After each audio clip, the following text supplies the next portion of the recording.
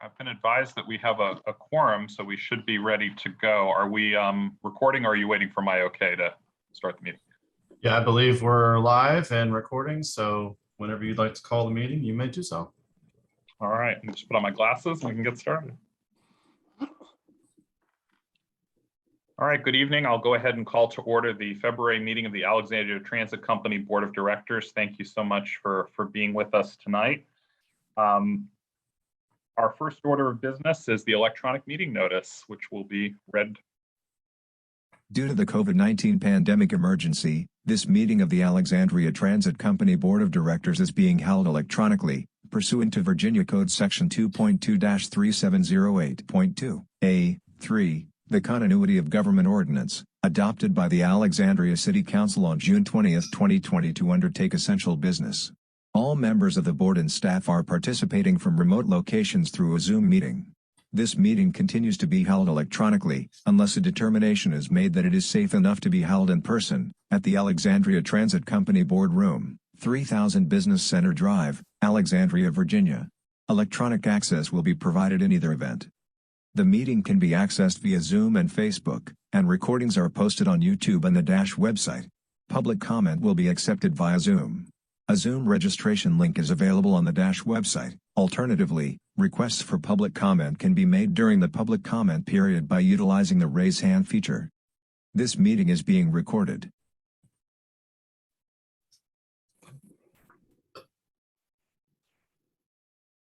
Oh, you're still muted there, David.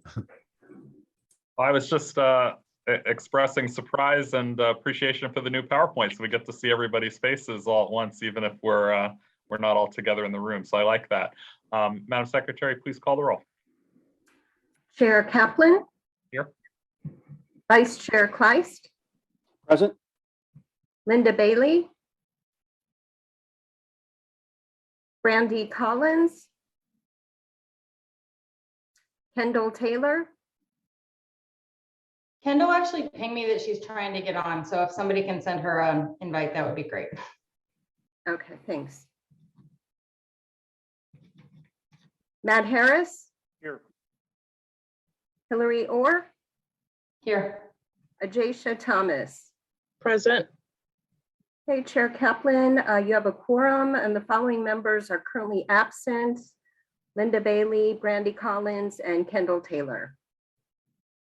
Thank you, Madam Secretary. And we'll hopefully get Kendall on there momentarily. She just showed up. There she is. Kendall, welcome to your first ATC board meeting. We'll going to give you a chance to introduce yourself in a minute. Thank you. And we're going to move into public comment, but let me just say there have been some changes to our board, a number of changes since our last meeting, and I'll be addressing that during my report and kind of next steps forward. But we are a board, as you just saw on the last slide, we've lost some members since we were last assembled, and we'll take a moment to reflect on that. We'll go ahead to public comment. I understand that there are some comments that have been sent to staff that will be read, and there may be speakers that want to be recognized as well. Anybody who wants to make comments during the meeting may do so. There'll be a 3-minute time limit, and the 3-minute hourglass we have is here on the slide to help you keep track of your comments as we go. There is a reminder that the primary way to interact with our staff and to get assistance from our trained customer service specialists is by using --bus@alexandriava.gov. That is an email box that is monitored, and staff follows up on that routinely. So with that, I'll go ahead and ask if we have speakers. Good evening, Mr. Chair and members of the board. We do have 2 individuals who signed up for public comment this evening. The first is Nardi S., who I don't believe is actually in attendance this evening, but did leave a comment that I will share. The comment is as follows. I would like to know when Dash will have more routes from North Beauregard, especially on weekdays. This individual has to catch 3 buses in order to get to City Hall, and would really like for Dash to include a bus that goes directly from Van Dorn to Braddock Road Metro. They also requested more frequent service times. And this comment will be provided to the board. Thank you, Whitney. And will staff be in contact with that individual to just make sure that they're aware of the various options they have to make that trip? Yes, we will. They left an email address that we can use to contact them. Great. And the second person we had to sign up in advance was Mary James, who I also do not see in attendance this evening. And Mary simply asked when we were returning to regular schedules. We'll be addressing that during the course of the meeting. Great. So we'll pause and ask if there are any speakers who haven't already, who didn't sign up in advance, who wish to be recognized, to use the raise hand feature in Zoom, or to make yourself known to staff, and we'll pause and see if anybody wants to be recognized.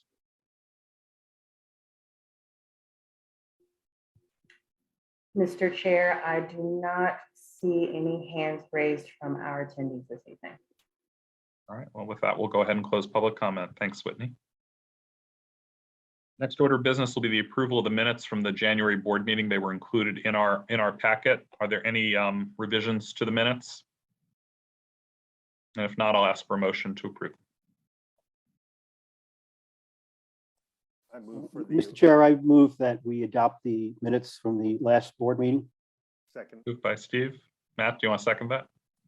Second. Okay. It's been moved and seconded. Any further discussion? All in favor, say aye. Aye. Aye. Aye. Any opposed? Any abstentions? All right, passes unanimously. We'll move on to item 3. Oh, yeah. I didn't get to see these slides in advance, and now I get to look at a big picture of me on the laptop while I talk. It's a little strange, but I guess I get to look at me, a picture of me, and I get to look at me moving to the right in Zoom. But I guess such is the reality where we live.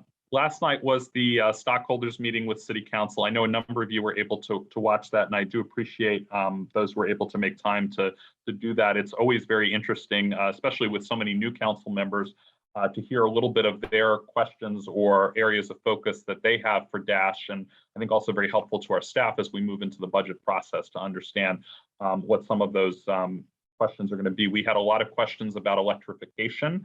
We had questions about ridership, and particularly among students, and we had some questions about, or suggestions also about, service areas that we should consider, as well as stop amenities, particularly about lighting. And you know, I come away from that very appreciative of the council that we have for their engagement in transit, and for the you know, for the knowledge that many of them who are very new and I think still getting used to their roles have. And you know, we also reiterated that we would like to, Josh had oriented all of them as part of their onboarding, but we reiterated that we wanted to invite them to the facility and also have them come and do the full tour when their schedule allows. And because I think that will be a very illuminating experience for them to really understand, especially as they look at some of our capital needs related to the facility.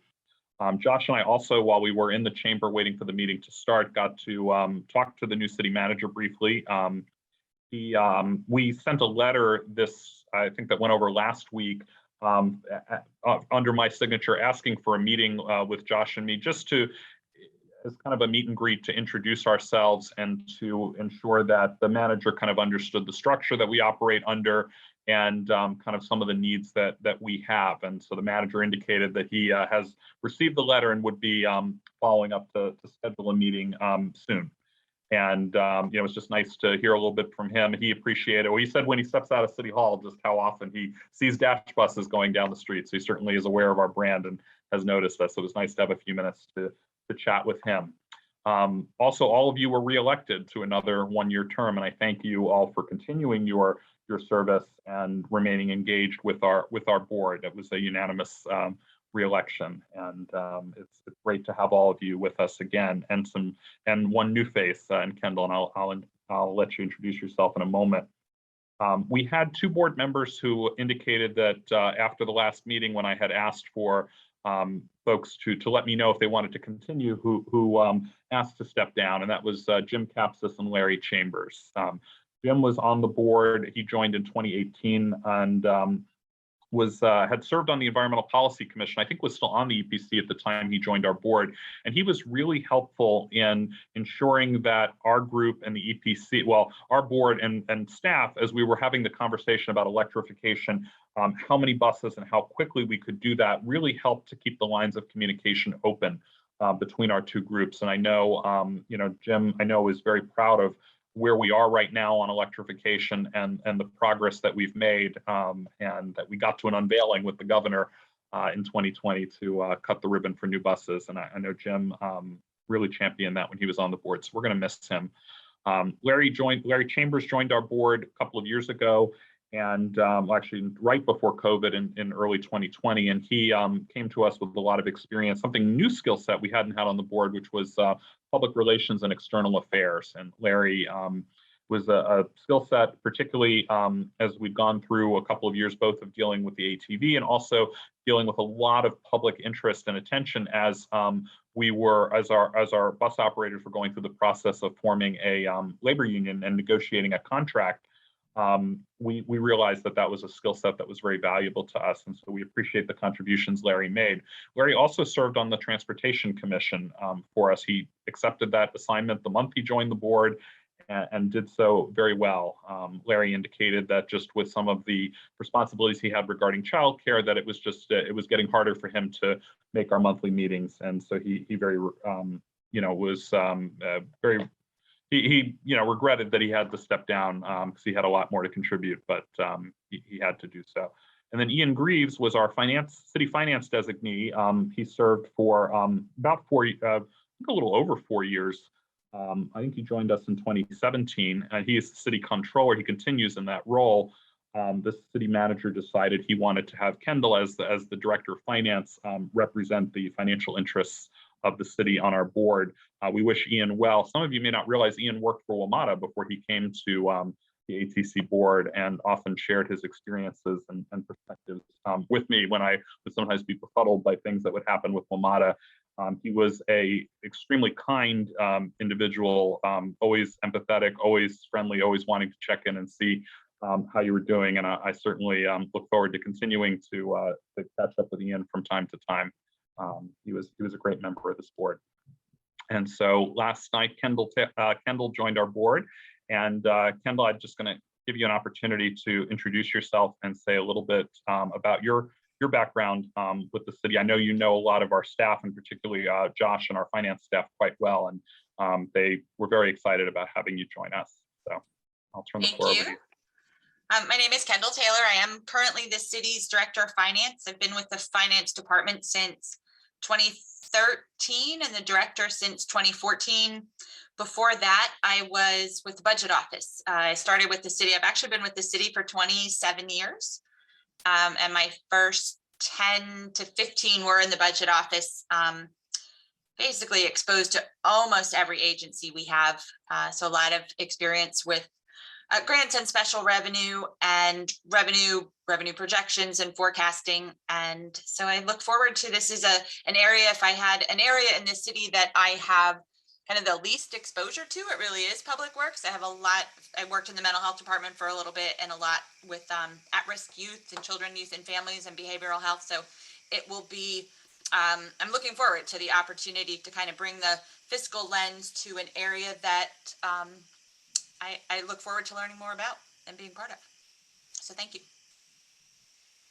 Thank you, Kendall, and welcome. We're very pleased to have you, and we'll make sure that you receive a full orientation and onboarding as a board member. I know Josh already has that in the works. Great. So as we move forward, we find ourselves as an 8-member board. We're required to have a minimum of 9 members, so we're down at least 1 citizen member. And so we will need to go ahead and recruit for that. And so I sent an email to the board, just making sure that folks were aware of this and asking for volunteers to help. I had asked Hillary to be the city staff designee to serve on the board on that committee, and she agreed, because I think, Hillary, you had done that the last time we had a recruitment as well. And we often have the DNES designee often participates in the board member recruitment process on the staff level. And then Steve had also volunteered, and so I'm going to make Steve the second member of that committee. And I would like to get one other resident rider member to serve on that committee as well. Basically, you would be responsible for the entire recruitment process in terms of approving the recruitment plan, vetting and rating and ranking the applicants, and then actually doing the interviews. So the full board will not interview the applicants. We will take the recommendation that you make and bring it forward. So you have a lot of opportunity to shape what this board looks like. Mr. Chair, I'll volunteer if no one else wants to. Well, Matt, I appreciate that. Does anyone else want to volunteer? Or? Yeah, happy to help as well. Okay. Matt, were you on the committee when we did the 2020 recruitment? I was. Okay. So I'll put a Jaysha on, because that way, and thank you for doing that last time. So that'll be the 3-member committee that we have. I'm also going to ask that committee to perform one other it's a minor function, but it's required in our bylaws as part of the reorganization, and the timing of when you'll have our meetings, it just works out well to just give this to the 3 of you as opposed to seating a separate committee, which is bringing forward this slate of officers for the corporation and the board. The corporate officers really are spelled out in our bylaws. It's based on who occupies certain positions within the city, but you will need to nominate a board chair and vice chair. So Josh and Beth will be in touch with the 3 of you to get the ball rolling, and just as part of your first meeting, they'll just kind of tack that assignment on, and then you can report on that piece at our next meeting.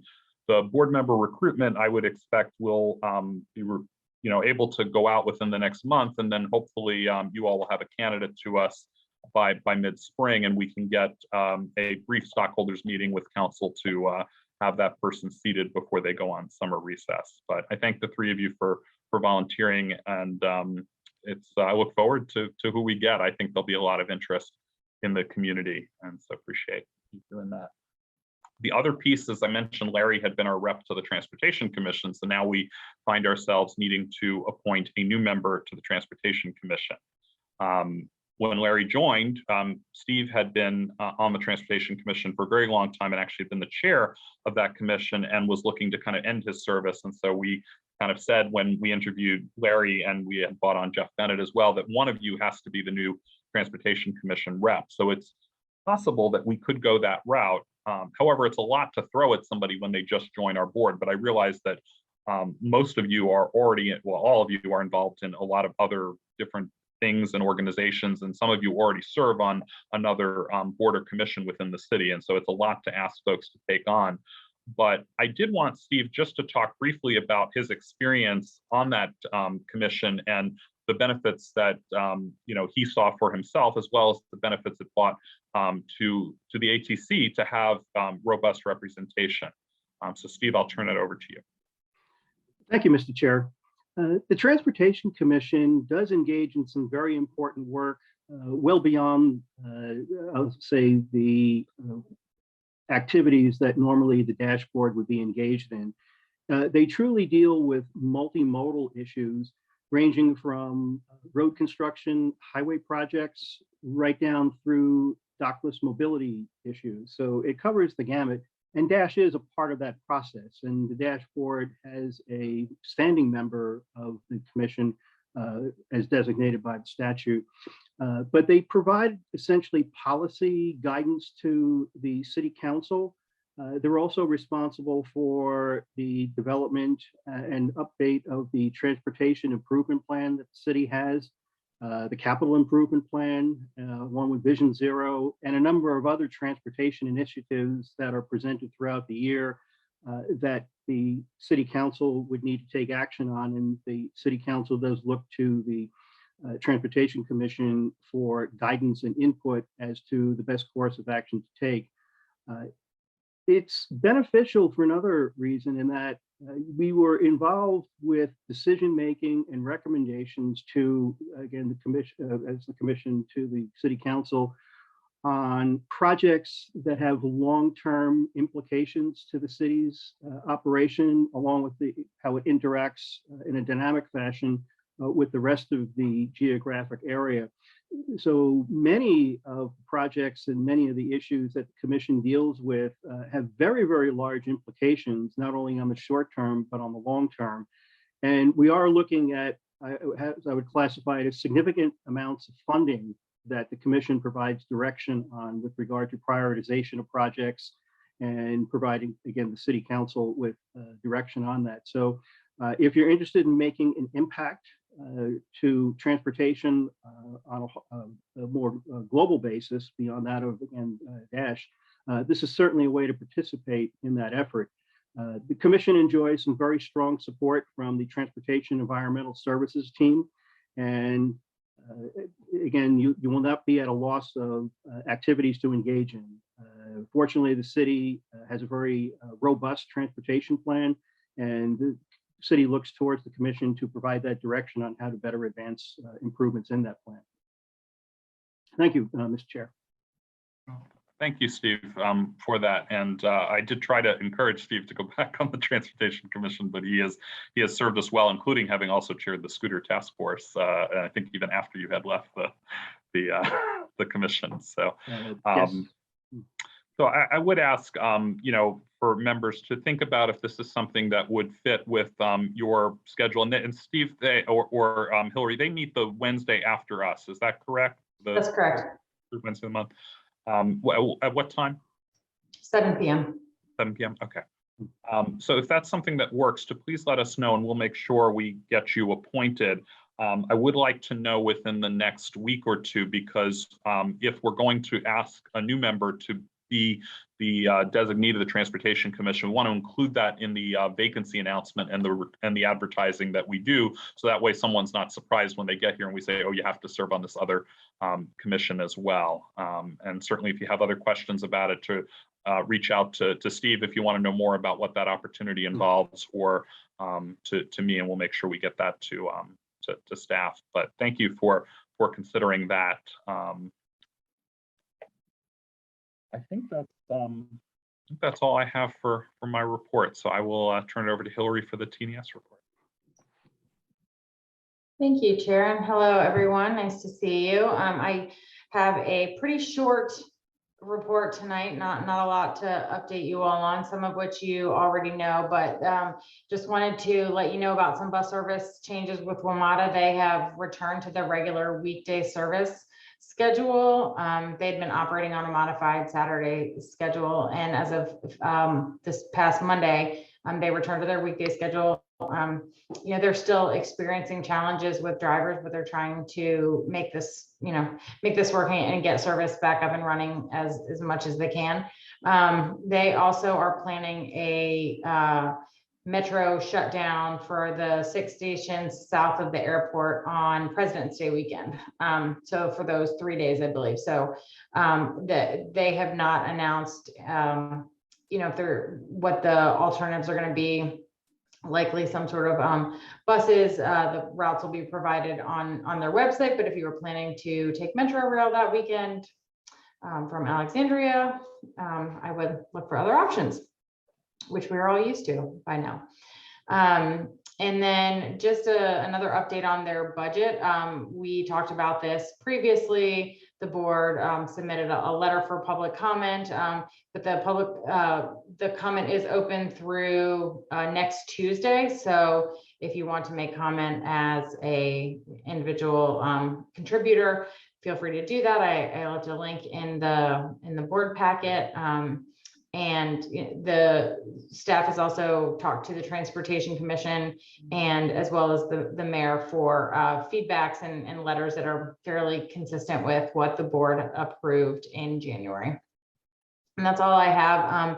I guess one other thing that is not on here, just a heads up for the board, we'll be talking about this certainly more next month. But as some of you may know, the federal government has released a number of grant opportunities. So the city and Dash are looking at those. We're working kind of pulled together a citywide team to look at projects and figure out which projects might make sense for some of those opportunities, so we can try and tackle some of those. So we'll be sure to keep you informed of those moving forward. But just wanted to give you a heads up because some of them have started coming out, and I know that we certainly in TNS are getting pinged by the community about grants and if we're moving forward and if we're applying. And just one thing I would note actually about the Transportation Commission is the first place we go when we're looking for grants is the unfunded long range plan that the Transportation Commission kind of prioritizes those projects that aren't funded. And that's kind of the priority list we go down when we're looking for these opportunities. So just another plug for one of the really important activities of the Transportation Commission. That's it. Happy to answer any questions if you all have any.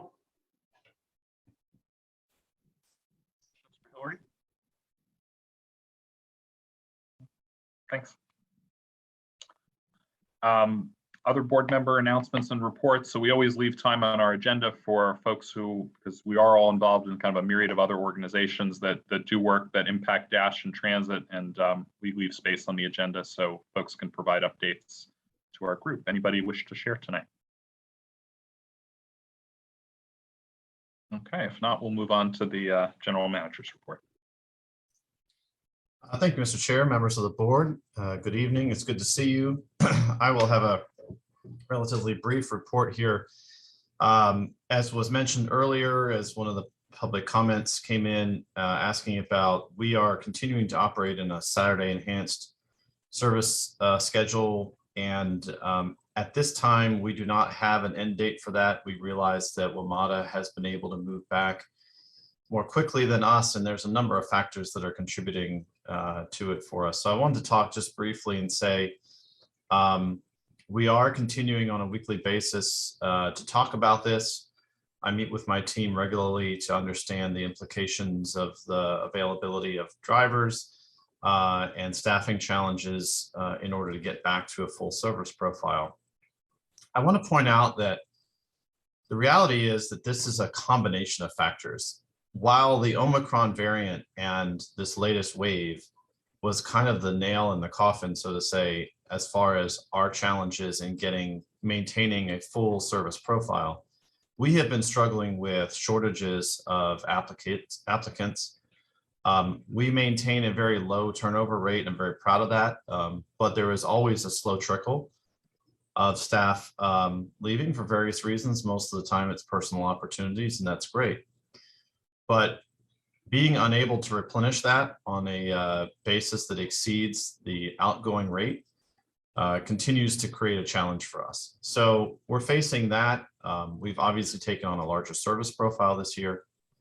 And the fact of the matter is that moving to a full service profile when we're not ready to do it could potentially present a whiplash effect for our riders. And I'm very adamant that that is not something that I want us to end up in a situation. We certainly might be able to make it happen one week, but if we're not absolutely certain that we can sustain it, we would not want to be in a situation where all of a sudden we're dialing that back again the following week. So with all that said, I think we're going to stay in this pattern for at least a little while longer. But I do want to also, while I'm on the subject, broach a topic that's going to be touched on by Edward in his report, and we are going to make a more intensive, detailed report and discussion about in the next board meeting with you all. And that is the implications of all of these factors I just listed on overtime. Going into the fiscal year, we had a very low overtime budget that had developed over the course of several years of progress in trimming our overtime, making sure we were fully staffed. And frankly, it has become a significant challenge for us. We already have a tight fiscal year, largely because of the nature of the time when the budget was written, and the city understandably had a lot of uncertainty at the time, and there were a lot of there was not clarity on the relief bills that came through and other things. So ultimately, Edward and his team are going to report on this next month. He has already been in conversations with city staff. Kendall's team, would be a team that is intimately involved in these kinds of discussions and helping us to figure out how to navigate that. So another benefit. Welcome, Kendall. Here's a challenge. But look, it's one that we're here to address and we're aware of, and I just want to assure the board we're going to talk about it. It's just not a part of the detail of this meeting because we don't have enough information. So while we may have answers before then, and we may be able to move forward with re-implementing full service before then, we would certainly do that if that's the case. But if it's not, you can expect further details from me and the team next meeting of exactly what the timeline will be as far as service restoration. I'm optimistic that it will be resolved by the time we see each other again next month. Moving on, let's see. Oops, one advance. There we go. Another item for an FYI, no action is required from the board on this tonight. But as Hillary mentioned, and I want to thank her and her team very much for the work that they've been doing in supporting us and moving towards opportunities for federal discretionary grants. This is a very important thing for us to sustain our electric bus program and quite frankly, our capital improvement program in general. There is an MOU that's going to need to be put in place between Dash and the city that outlines and understands the roles and responsibilities of each party in receiving the grants. The chair and I met with Lonnie Rich several months ago. I think it might have been in the fall actually, or late summer, to talk about this. And Lonnie, our legal counsel, knows that this is coming and has already been engaged with the city attorney's office previously. So what I need you to know, though, is because of the potential turnaround time on some of these applications, this may be something that comes to you in writing prior to the next meeting, but we may be asking you to discuss and consider approving it in the same night. And that's not something that I like to do. I would prefer to have the conversation, come back the next meeting and approve it.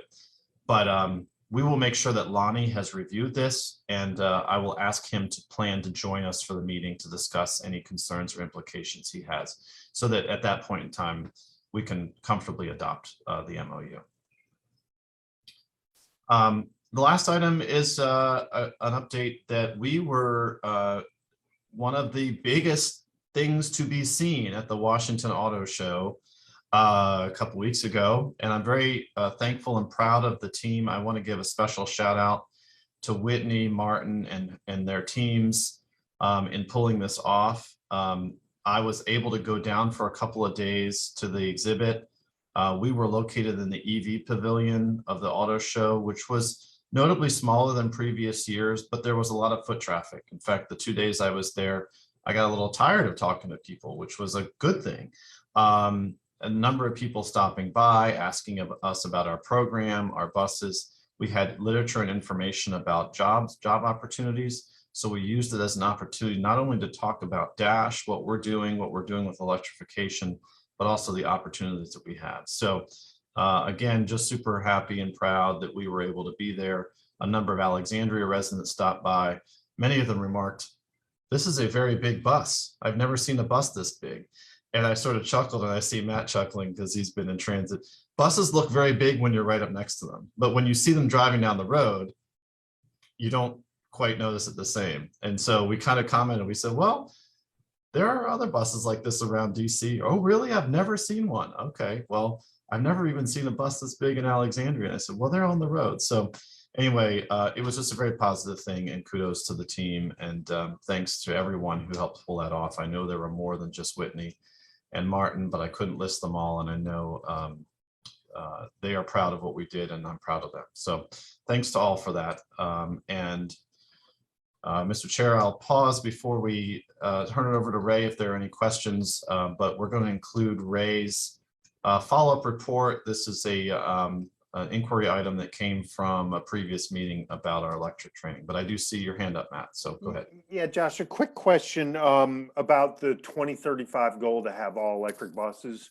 What happens based on operational needs if in the meantime, we need buses to replace worn out buses? Do you anticipate waiting till the electric buses are available, or will you purchase a non-electric bus as needed to fill in the gap?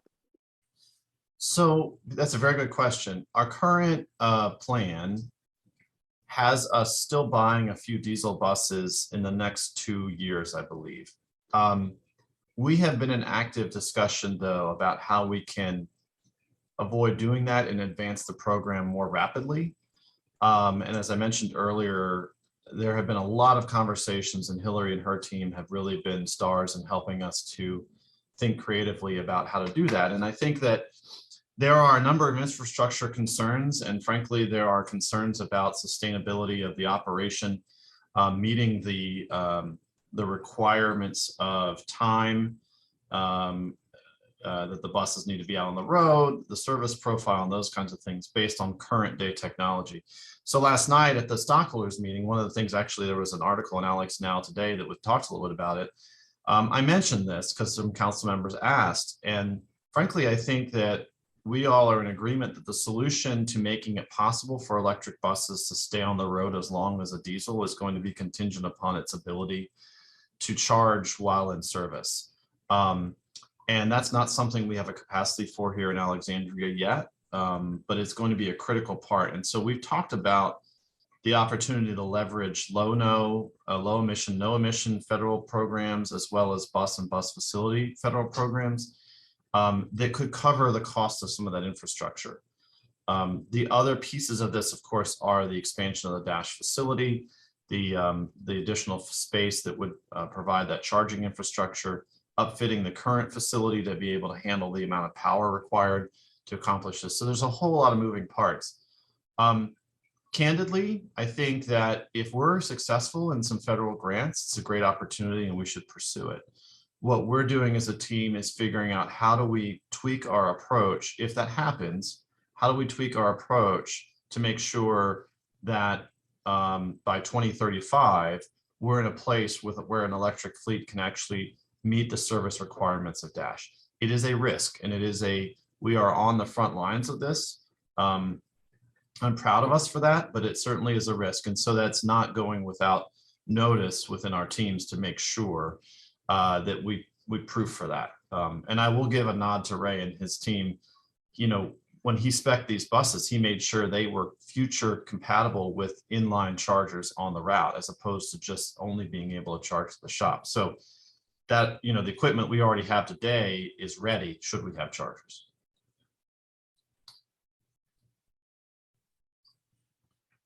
Okay, well, I don't see any other hands. So while I still have the floor, Mr. Chair, if it's okay with you, I will toss it over to Ray, our Assistant General Manager, who has become our capital guru and also oversees our operations and maintenance departments directly. So without further ado, Ray, go ahead and take it away. Thank you, Josh. Good evening, Mr. Chair and members of the board. My name is Raymond Moy. I'm the Assistant General Manager at Dash. I come tonight to give you a little bit of an update and also an overview of our electric bus program altogether, but also want to dive into a little bit about the training aspects of how we're handling our training approach when it comes to our technicians, our maintenance department, and the electric buses. So just a bit of a status update. We're about 2 years into our electric bus deployment, possibly 3, since everything started. We currently have 14 battery electric buses in our fleet. It is one of the largest deployment of battery electric buses in the region, and it is the largest deployment of battery electric buses in the Commonwealth of Virginia. I think we matched DC Circulator in size. They have 14 buses as well. So we're up there in size with Circulator. Montgomery County has a few, PG has a few. But I am proud to say that our deployment is probably the most diverse in the region. We have amongst our 14 buses, they're split, intentionally split between 2 manufacturers, New Flyer and Proterra, and their range in size between 40 and 60 footers. Our electrification program has received a lot of attention, both throughout the Commonwealth, the region, and also nationally. I'm not exaggerating when I say that on average, I get a phone call, possibly sometimes 2 every day, from someone asking us and wanting to know more about our electric bus program. So tonight I want to present a little bit about how the staff at Dash and the maintenance team have taken as far as the approach for training our technicians, our mechanics, to be able to adapt and be able to embrace and be successful with the new electric buses. Next slide, please. Just a little bit of an overview of our maintenance department. Our maintenance department services and caretakes for our entire revenue fleet of about 115 buses plus our support vehicles. Our shop runs a 24/7 operation. There is coverage around the clock, and that's due most recently in part with the implementation of the new Dash network. Most prominently within our maintenance department, you'll see there's two functions. The most prominent function will be the maintenance or shop functions, which consists of 3 supervisors, 15 mechanics, and 1 assistant. This is the part of the maintenance department that fixes buses and does preventative maintenance, road calls, repairs. Anything that goes wrong with a bus that requires repair and hands-on wrench turning is handled by this portion of the maintenance department. A little less visible portion of the maintenance department function is a service function. So we have a small staff of 1 supervisor, 6 service workers, and 5 cleaners who are responsible for keeping our buses clean, tip-top, up to shape, and make sure that they are in safe and roadworthy condition every day. Every single one of our buses is touched and handled by one of the service workers every single day. And they go through the standard service process. They get fueled, their fluids get topped off, everything gets inspected and get washed and get prepared for the next day. Next slide, please. So just a little bit about the scope of what we as the Dash maintenance department do currently handle in-house versus what we currently outsource. So most of the stuff that we do in-house range anywhere between preventative maintenance, which consists of stuff that is common across all bus types, whether it be clean diesel, hybrid, or battery electric. These are things such as oil changes, air system repair, component repairs, brakes, suspension, filters, fluids, etc. Road calls, wheels and tires, and many of these systems you see here, they're common across all bus types, regardless of the propulsion. And these take up the majority of the things that we handle in-house as far as when you see a bus in one of our maintenance bays and maintenance shops, it's usually one of these things that that is requiring attention or has broken or needs service or one of the above. However, there is a limit to what currently our maintenance department does do in-house, and there's a certain point where we do outsource work. As not all things are practical for our department to handle in-house with the way we're set up today. Much of the work we do outsource today include body and paint work with some exceptions. Our facility is not set up to handle body or paint work. We do not have a paint booth, but we'll fix a mirror here and there. We'll replace a glass panel here and there, but we don't have any capacity to paint. We don't have any capacity to do extensive body work. Warranty work is outsourced. We do also, when we used to have older diesel buses, we used to have a program where we rebuilt the powertrain, which has since been re-strategized. But we typically, when we do powertrain rebuilds, whether it be with conventional buses or hybrids, or what will be with the battery electric buses, that degree of work is typically outsourced. Battery pack repowers with the hybrid electric buses. We found some need, not all, but we found some need to replace and repower the battery packs as batteries are expected to degrade as the bus age. So when that work is necessary, we do outsource that. And then in the work that's deemed as resource inefficient. Next slide, please. So a little bit shifting gears into the training requirements for battery electric buses. Again, we have a diverse rollout of 2 different manufacturers of battery electric buses. We have about 13% of our fleet has already been converted to battery electric. The first thing I'll say is that 70% of the bus, as mentioned, share the same systems as a conventional bus. So these are things such as door systems, air system, brakes, suspension, axles, HVAC. All of these things carry from bus to bus to bus, regardless of the propulsion type. So those are the things that require minimum training, and we do specify and configure our buses that in such a way that we do minimize the amount of training required when going from different bus type to different bus type. Now, What is new and what it is different when we come to battery electric buses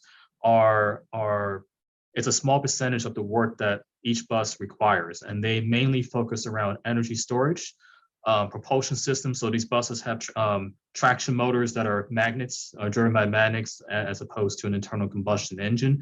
There is an energy conversion system that converts energy back and forth between high voltage and low voltage, and just overall safety precaution and familiarity. All mechanics and all technicians need to be, and they are familiar with how to safely work on a battery electric bus, even if they're working on a non-battery electric specific system, such as changing a tire or changing a piece of glass or a driver's seat or something. Next slide, please.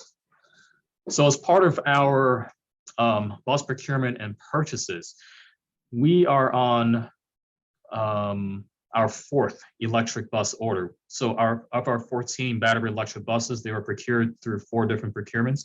And with each of the procurements, we purchase and include a wealth of training from each of the manufacturers that we use to bring in OEM training. So specialized trainers from each of the manufacturers, New Flyer and Proterra, and or the training representatives from each of their subsystems to come in and train our staff on different aspects and different components of the battery electric buses.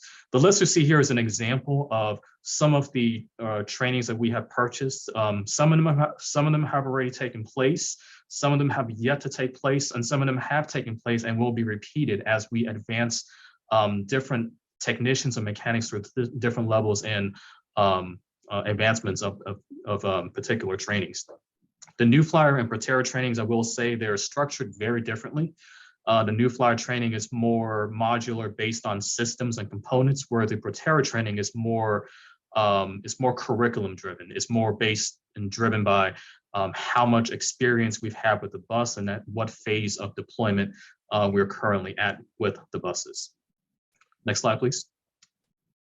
And when I say that, this is a recommended timeline that is furnished to us from Proterra.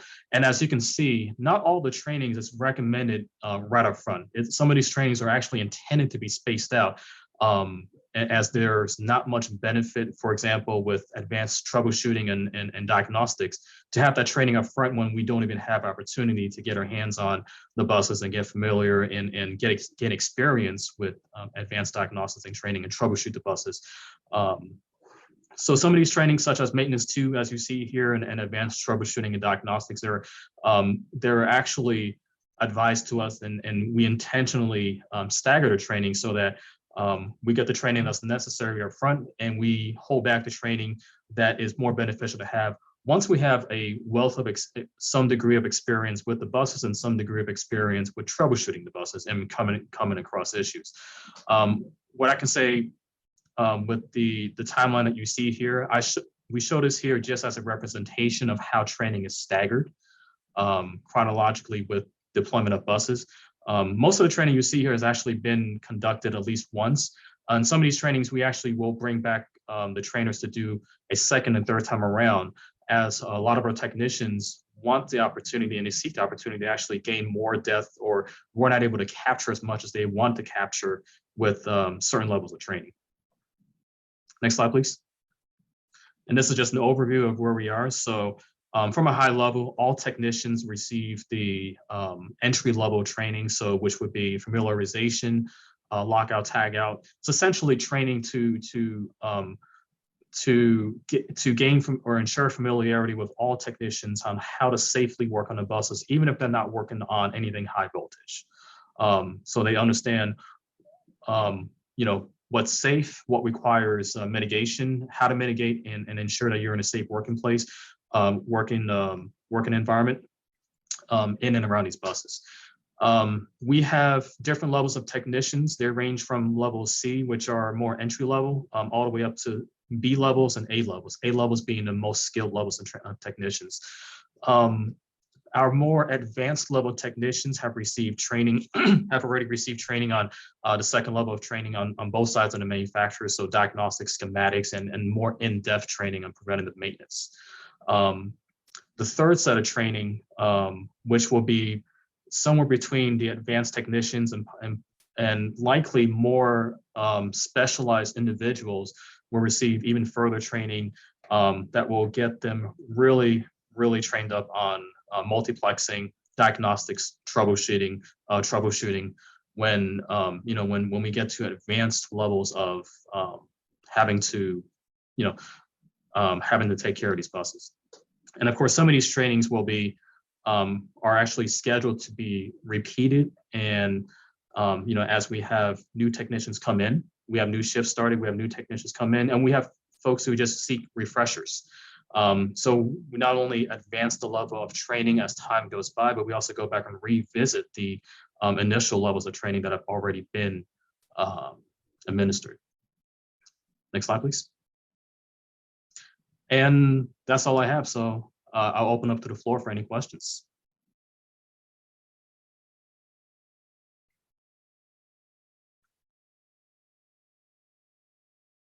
If not, thank you, everyone. Turn it back to Josh. Ray, I just want to comment. It's really impressive, the kind of suite of training and work you're all doing on that. It's great. Thank you. Yeah. All right, thank you, Ray. Mr. Chair, I will turn it back over to you if you want to proceed in the meeting. And Ray, just kind of a related question, or for Josh. So I know we've talked about some of the issues with applicants. We have a very low turnover rate, but we have challenges getting new applicants in the door for as operators. What are we seeing on the maintenance side? Because then you have folks who have a lot of experience and work in this area. So I can speak to that a little bit. We are short-staffed as well on the maintenance side, but not as severely short-staffed as we are on the operations side. There are challenges to recruiting technicians as well. However, those challenges seem to have we seem to have found a strategy that has worked to some extent. What we find is that across maintenance departments across the industry, there's really a few things that you can do to find yourself qualified or capable technicians. Is either to find them from somewhere else where they have the experience, to take someone from a technical school and groom them to kind of grow that experience, or to adapt from another industry. So one of the things that we found that our director, John Lanoka, our maintenance, has found successful was a lot of the newer technology on buses. They have a lot of similarities with the automotive industry, and that comes with the high level of advancements in computerization with buses. Diagnosing and troubleshooting buses nowadays is very similar to diagnosing and troubleshooting cars. So we've kind of found a bridgeway to seek technicians that may have a lot of experience troubleshooting on the automotive side, and introducing them, bringing them over and having them translate that skills and using that as a starting point to train them to work on the heavy duty side.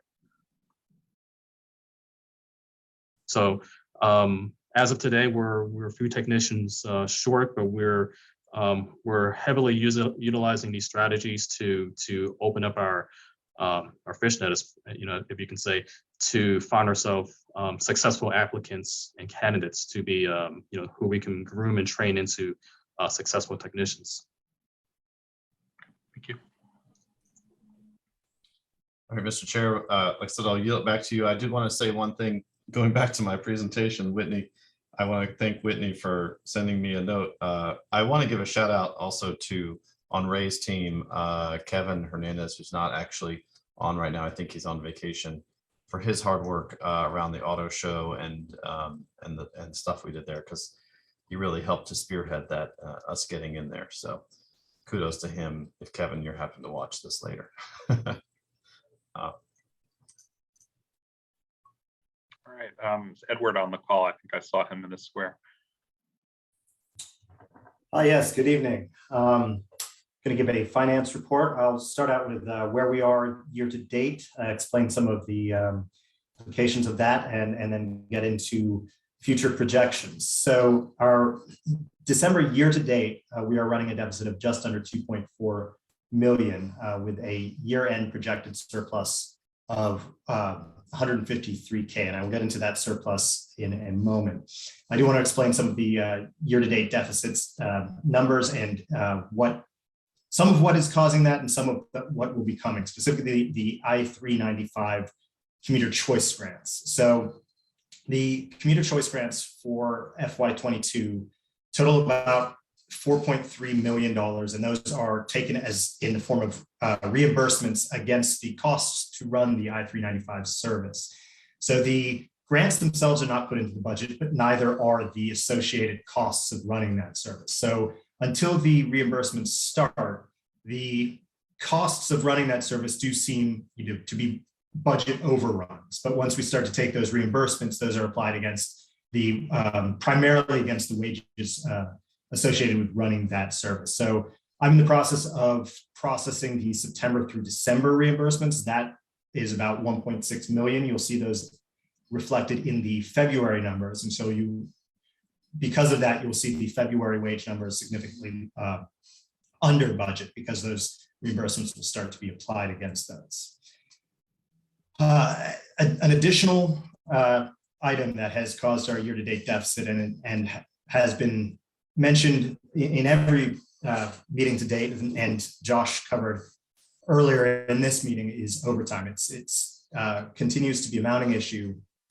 It is not currently factored into the year-end projections, and that is something of concern. And one of the things I mentioned last month at the board meeting was I wanted to take a look at how we're presenting the numbers and ways to tweak that. One of the issues I've identified is that when we present these numbers, the year-end projections, it's really a snapshot in time where we are year to date, but the projections out are based on the budget and on the assumption that everything will hit the budget moving forward. So that's where that surplus is. That assumes that we hit the budget every month after December.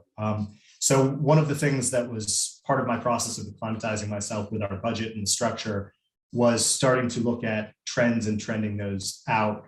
And overtime has been a concern to date, and we anticipate that continuing to be a concern attributed to the absences that have plagued us throughout the pandemic.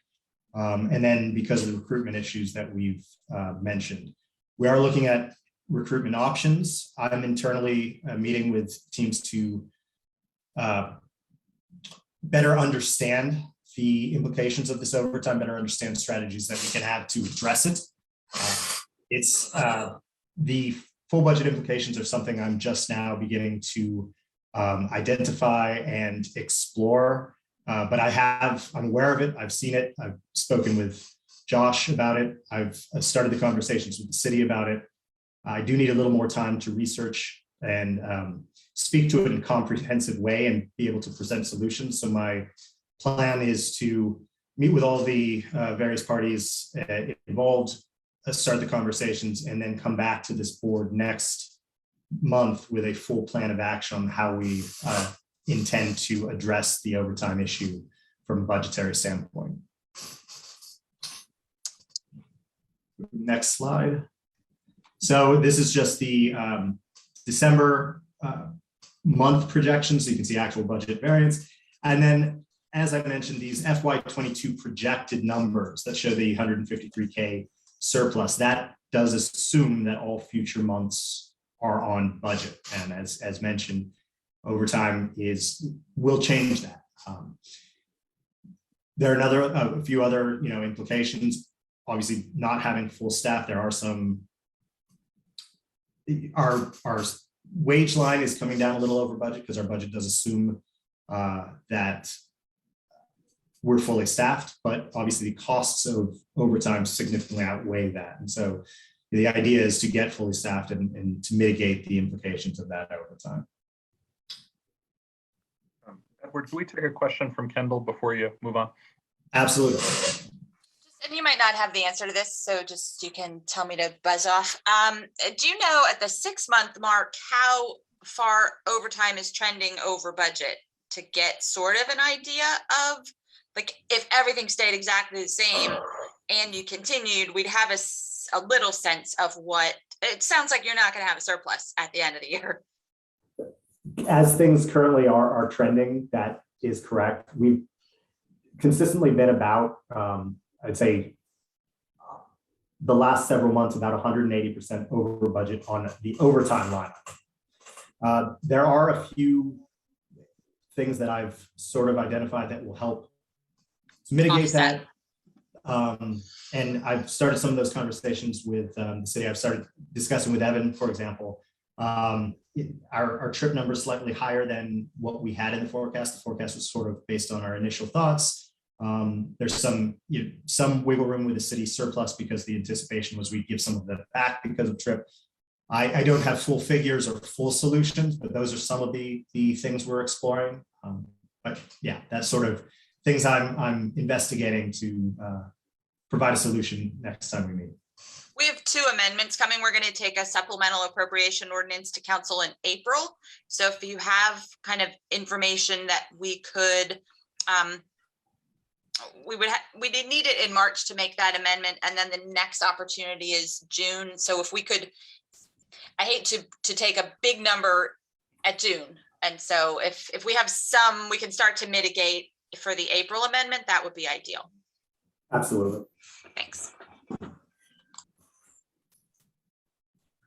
Yeah, and I would just add, kind of one of the things Edward and I have talked about is now that he's kind of getting to a point where he's kind of starting to wrap his head around these things, is kind of rerunning these numbers, going back from the start and rerunning everything under new assumptions. And that's just, what we don't have ready yet. But I think it would definitely be ready well in advance of that appropriation deadline. And I think that would be an important deadline for us to meet. So we'll certainly do that. Absolutely. That actually concludes what I was going to present tonight. So I can take any other questions if there are any.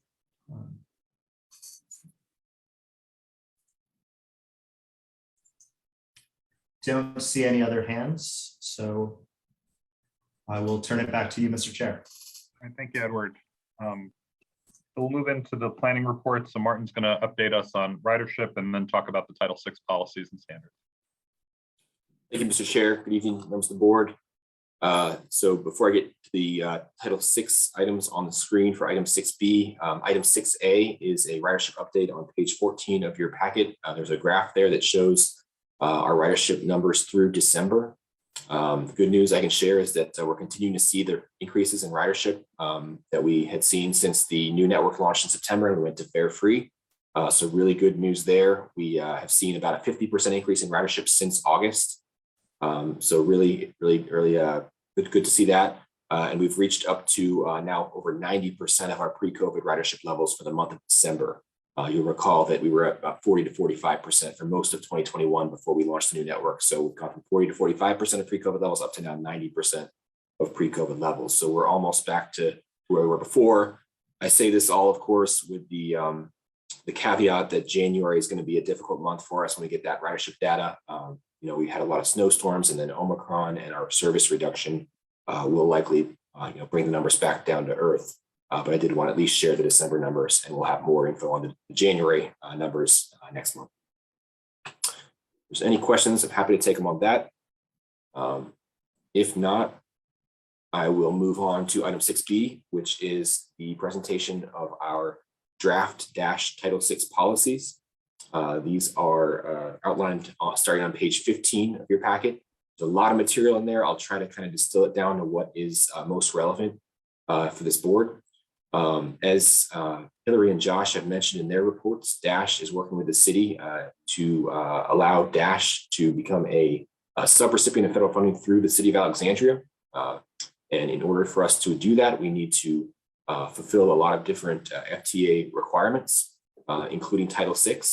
Title VI is part of the Civil Rights Act of 1964, which prohibits discrimination based on race, ethnicity, color, or nation of origin. So that is the goal of these policies that we are trying to achieve. Next slide, please. Oh, let me see if I can get control here.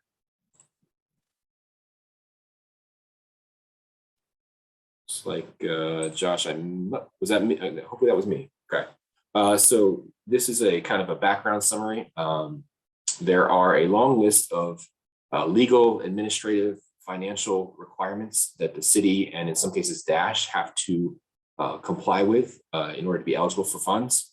Those range from procurement to drug and alcohol testing, to equal employment standards, to our public participation plan as it relates to LEP, which is limited English proficiency communities, and a whole host of others that I don't have room for in my slides.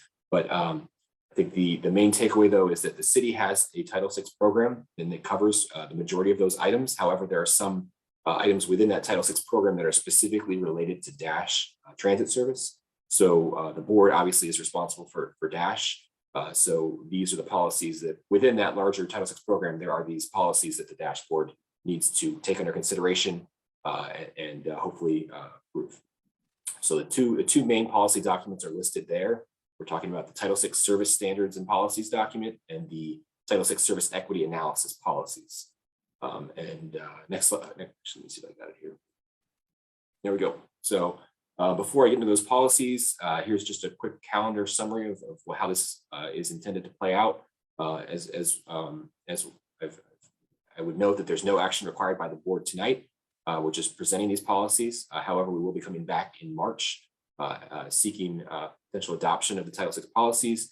We will also, as Josh mentioned, be bringing an MOU, which outlines the city and Dash relationship as it relates to FTA requirements. So that'll kind of spell out all the logistics of who's responsible for what. So we'll be bringing that in March, and then also seeking potential adoption of the Title VI policies that I present tonight.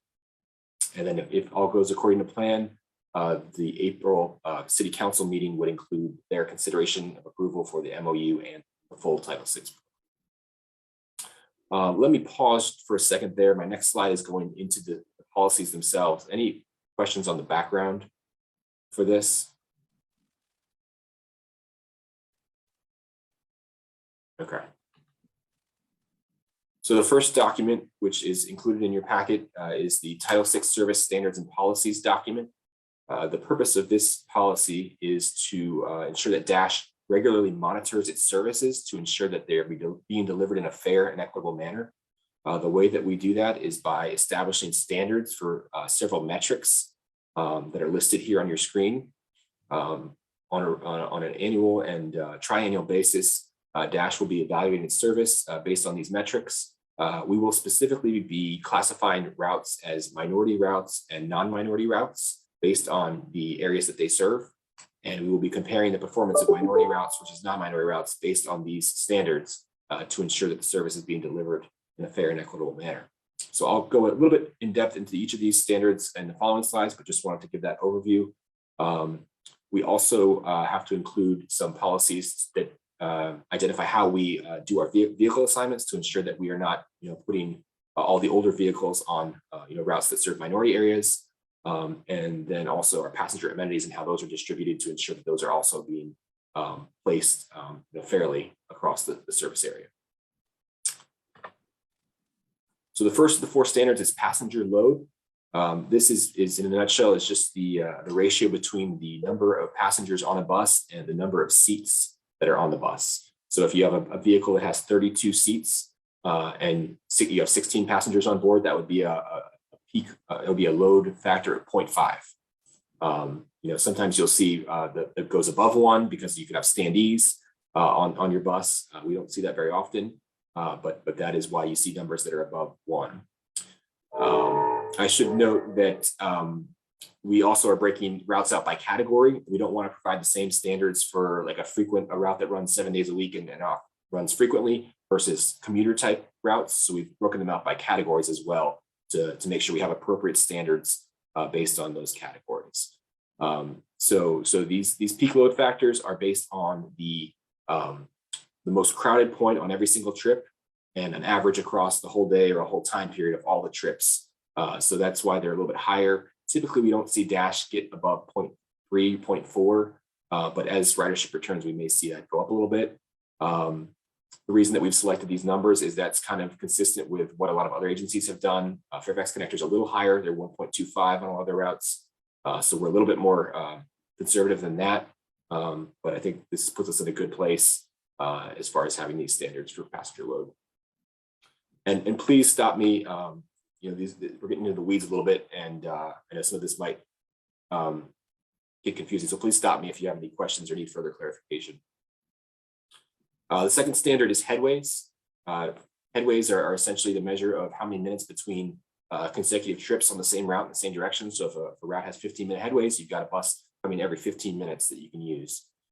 This was a key thing for our Alexandria Train Division plan, was to increase the frequency in the headways. So you can see that we've got our frequent route category has buses arriving every 15 minutes all day throughout the week, 15 minutes or better. Our local category, which is other 7-day routes that are not frequent. So you can see that we are showing those as 30 to 60 minutes. And then our commuter routes and our trolley are also shown there as 30 to 60 and then every 15. The third of the 4 standards is on-time performance. We typically use an 85% standard, so we've just kind of used that across the board for all the different routes, both for peak and off-peak periods, but that's what we're showing for that. And then the fourth and final category is service availability. The FTA gives you a little flexibility on this one to kind of come up with your own metrics, but what we're proposing to use is comes from our ATV planning, which is the percent of our population that is within a quarter mile of a bus stop with frequent bus service, or within a quarter mile of a bus stop with any bus service. So we're trying to kind of show who has access to our bus service, who has access to useful service, and who has access to just any baseline service. So for the within a quarter mile of frequent bus service, we're saying 50%, which is pretty high. Before the new Dash network launched, we were closer to 25-30%. Now you can see we're up around 73% of residents have access to frequent bus service. So that has gone up considerably. You can see we also break it up by minority and low income, seniors and jobs. All of those are very high, but we're using 50% as kind of the standard. Likewise, for just access to any bus service, we're using 90%. And you can see the numbers there for residents. We have about 95% of residents are within a quarter mile of a bus stop.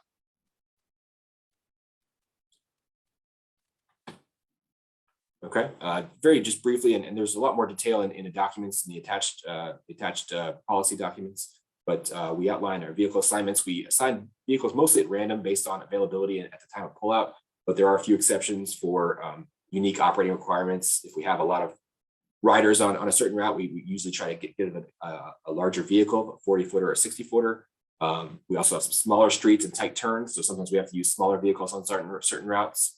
And then obviously we have branded services like the King Street Trolley and our Line 35 bus wraps that have to be assigned to those routes. But generally we look at the age of our buses and try to make sure that we are not putting older buses disproportionately on minority routes. And then passenger amenities, there's some maps that show the bus shelters and real-time information displays and all that in the memorandum that's in the attached documents. But we generally work with the city to install shelters and benches based on ridership, operating needs, customer requests, and staff judgment. So that was the first of the 2 policies. The second policy is the Title VI service equity analysis. This was a little more straightforward. It's basically designed to make sure that anytime we are considering a service or fare change, that we are considering the equity impacts of that change. The 3 sub-policies are listed here. The first is the major service change policy, which determines which types of service changes would be subject to this review. And the second and third are the disparate impact and disproportionate burden policies, which tell us how we would calculate if there is a disparate impact on minorities or a disproportionate burden placed on low-income riders by the proposed change. So the major service change policy, this outlines the thresholds that we would use. So anytime we're adding a new route or eliminating an existing route, we would certainly consider that to be a major service change. It would be subject to review. Anytime the change affects over 25% of mileage or revenue hours for a given route. We also try to account for cumulative changes. If we make a couple of small changes in a row within a 2-year period, we want to make sure that is not a workaround to not have to do an analysis. And then also we have kind of a coverall. Any changes that the staff anticipates will be controversial, we would certainly want to do a review of equity for those. And I would just note that we already do this absent this policy. We're always looking at doing these evaluations anytime we're making a potential service change. So this is just kind of providing some additional framework for how the analysis should be done. We do have exceptions for special events, construction, reroutes, or any temporary changes lasting less than 6 months. So we do have a little bit of flexibility there if we need to do something like a rail shuttle or some sort of change that's needed, but shouldn't necessarily meet the standard of requiring an equity analysis. And then just a note that any fare policy change would be subject to an equity review regardless of its magnitude. Martin, just a clarification question. So for example, when we made major service reductions at the very beginning of COVID and reflection of being under stay-at-home orders, I mean, some of those service restrictions stayed with us for much longer than 6 months. As an emergency, would that have been considered an emergency service change? Or if we were operating under this policy, would we've had to do a Title VI equity analysis at some point during those reductions? I think that would have been considered an emergency. That would be a little bit up to a little bit subjective, just because we didn't know when the end date was going to be. If we had asked ourselves at the beginning, we probably would have assumed it would have been less than 6 months, but it turned out not to be the case. So I would say that if we have a temporary change like that and it's been 3 or 4 months and it's looking like it's going to be more than 6 months, we would want to consider doing an equity analysis at that point. And I think that would be helpful because if we do have an equity impact, we would know that and need to make and potentially take steps to mitigate that impact. Thank you.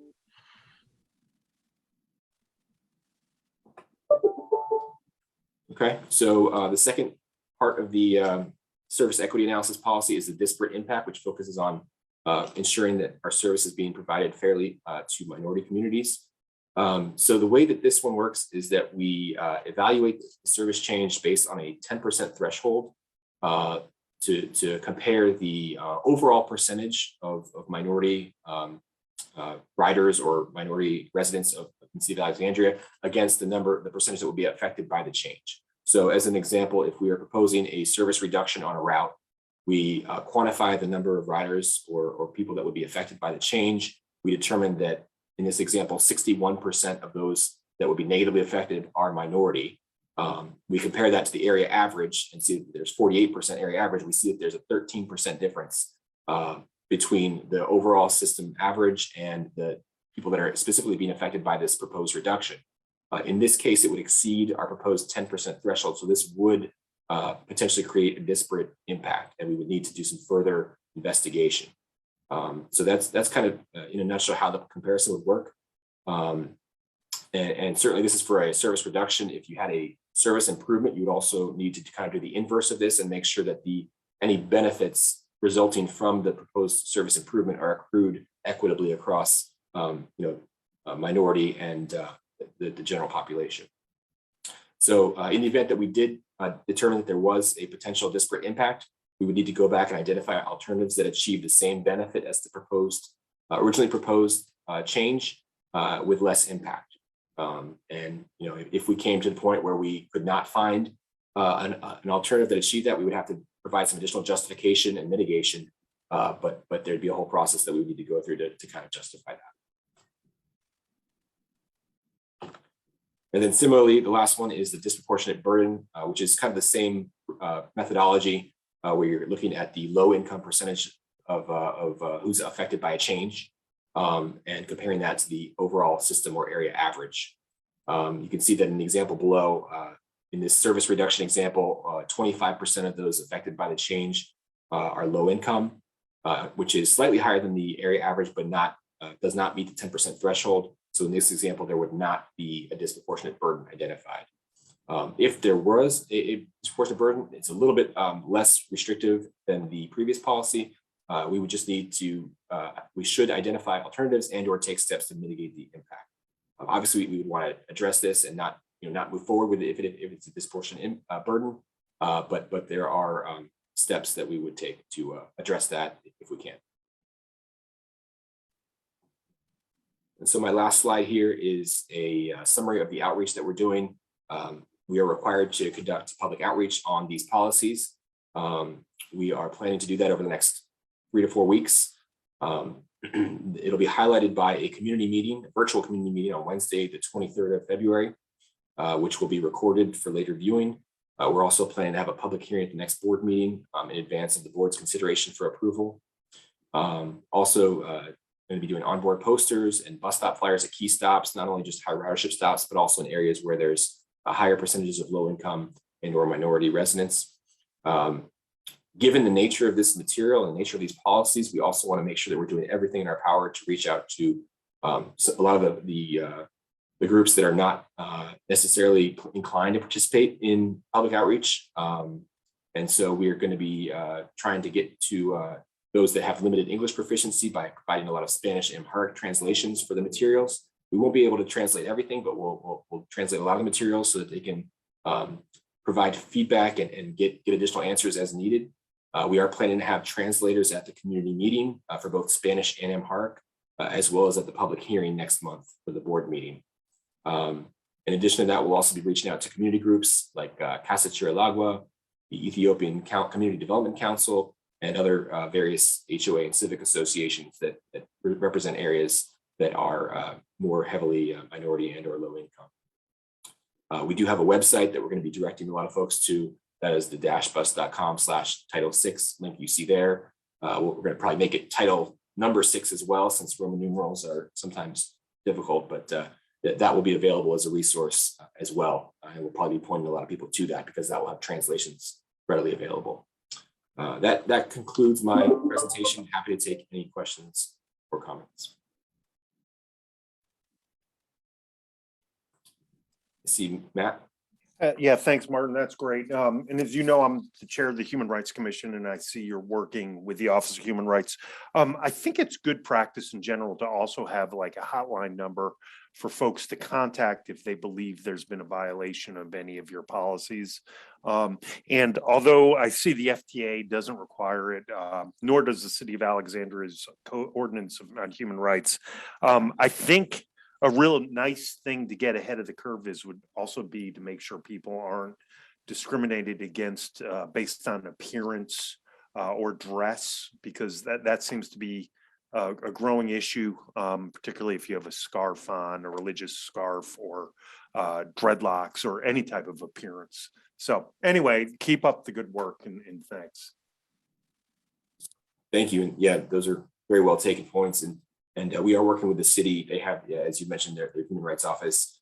They do have a hotline, a number that people can call. So we're going to be working with them and kind of, if we do have Title VI related complaints, certainly we'd want them to call our customer service first, but then they also have the resource for the city Human Rights Office to call. And there's a complaint form that we've included in this packet, as well as a full procedure for how the complaints are investigated. So, but very, very, yeah, thank you for that point.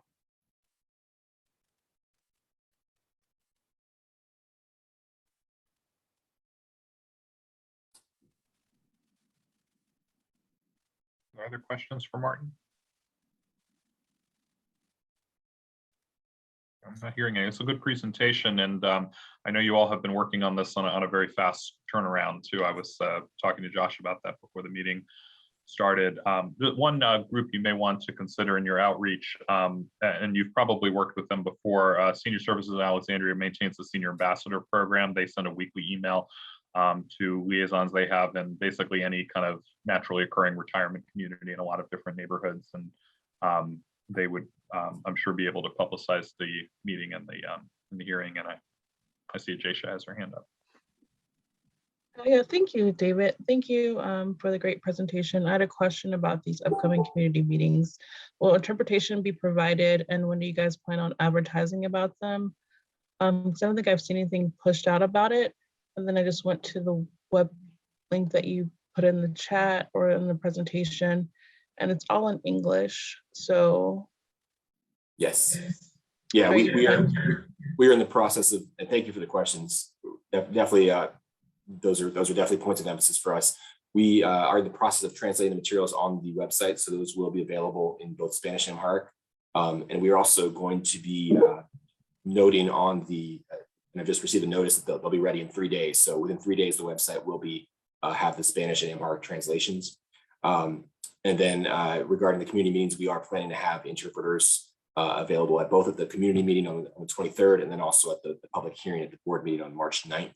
We're very fortunate. We've got some in-house employees that speak both Amharic and Spanish. So those will be, they'll be attending those meetings. And really, if we get anyone who's not able to speak English or has trouble, those are the resources we're going to direct them to is the public meeting and the hearing, because they may have nuanced questions that we won't be able to answer through written translations. Okay, cool. Yeah, I would also add that to like the Zoom link sign up page. That might be helpful to make it clear that translation will be provided in those languages as people are signing up. Absolutely. Yeah, we'll do that. Thank you. Cool. Thank you. I actually have a question for you, Martin. Speaking of the engagement, remind me, is the Title VI plan an annually updated document? In other words, will we on an annual basis be seeking feedback and reviewing this or updating it, or what is the trigger? It's been a while since I've dealt with a program specific to the federal guidelines, the FTA guidelines. Yeah, it's a great question. We once we adopt these policies, they will not need to be updated unless the board wants to change anything about them. So the policies themselves are kind of, they're more or less permanent. However, there is a triennial process that the FTA engages. So every 3 years, we're required to submit a big package. We'll work with the city to submit this package where we kind of summarize all the ongoing Title VI related things that we've done over the previous 3 years. So it's an ongoing thing in terms of how we, evaluate our service changes, and we're monitoring our service. But really, the only requirement for FTA, as far as they're concerned, is this: every 3 years we have to kind of prove that we've been keeping up with this. So that's kind of the schedule that we will be on. And I would just add for the board, I know Martin mentioned this, but I'll mention it again. The timeline for getting a number of these applications in for these federal funds is tight, and we are understanding that some notices of funding opportunities will be earlier than we would normally expect them to come out. So this is, if it feels rushed, it is, and just understand that we don't take it lightly, that's not a reason why we're rushing it. We're really trying to address the fact that we need to get these in place. And so I think that there will be opportunity to continue to fine tune this and make sure that it is, well suited for our community as well.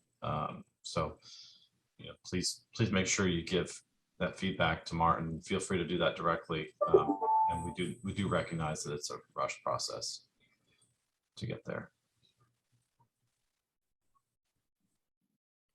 Well, thank you, Josh, and thank you, everyone. Martin, just before we're at the end of our meeting, but just let me ask you one more question about the Title VI and just the kind of upcoming public hearing. And I think for a lot of our constituents, riders, and other stakeholders, this is a new process for DASH and new for many of us engaging in it. And just kind of the type of feedback that we're looking for at this meeting. This is not about, I want necessarily a bus route that goes here, or I want a bus to be more frequent. People can offer that feedback, and we take that back, and we always take that into consideration. But I think how you're kind of explaining to the community what we're doing at this point. Can you speak a little more about that? Because you've got limited attention spans and trying to communicate things in limited numbers of words. So. Yeah. It's a great question. As you can tell, it is somewhat technical content, which it doesn't always, translate well into, public meetings and getting feedback. I think the main feedback we're looking is just, are we on the right track in terms of, how we're looking at this? Are there additional service standard, metrics that we should be looking at? Do we think that the thresholds for our disparate impact and disproportionate burden are appropriate? It's hard to get feedback on those. What we've heard from other agencies that have gone through this process, they don't get a lot of feedback. The best feedback we'll probably get is when we reach out to specific community groups to get their take on things. But yeah, it's mainly are these policies, are these standards? Do you have questions about them? What are your take on them? is there anything that you think needs to be revised? That's basically the gist. Thank you. Thank you. Is there any other business to come before the board tonight? If not, I'll announce that our next meeting held virtually will be on March 9th, 5:30 p.m. We'll see you all then, and I'll ask for a motion to adjourn. So moved. Moved by Linda. Is there a second? Second. Second by Steve. All in favor? Aye. Aye. Aye. All right. Very We're good. adjourned. Thanks, everybody.